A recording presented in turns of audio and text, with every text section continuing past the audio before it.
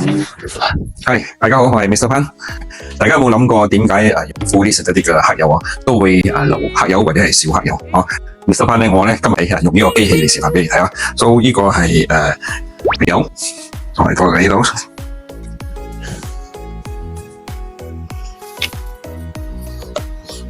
呢度係一個 bearing 啊，呢度滑滑嘅，放上去。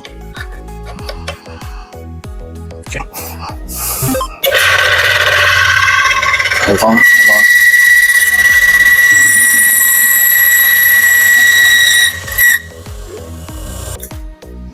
，OK， 大家睇到啊，佢完全係jam 住咗啊，即係停住咗啊，哦，咁呢度係有3粒佢嗰個壓力啊，呢個係代表個壓力啦。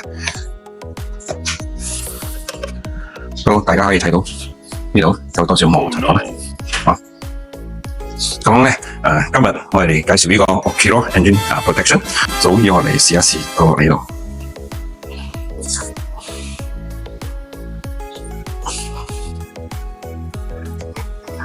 OK， so 我將呢樣嘢換咗起。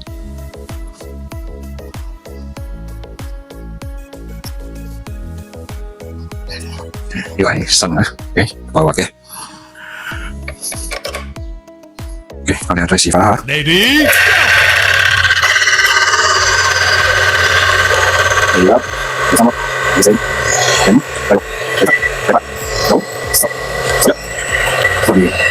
到呢個有12粒，呢度有12粒啊，所以呢個係佢嘅嗰個壓力。好，但係咧佢咁嘅樣咧都冇咩問題，再繼續行緊咯。我出嚟咧 ，OK， 大家有睇到佢係靜嘅，所以睇一睇呢個 bearing 啊，所以係仲係好靚嘅。大家睇到啊，都睇到我哋呢個 bearing 佢就有多少磨損啫。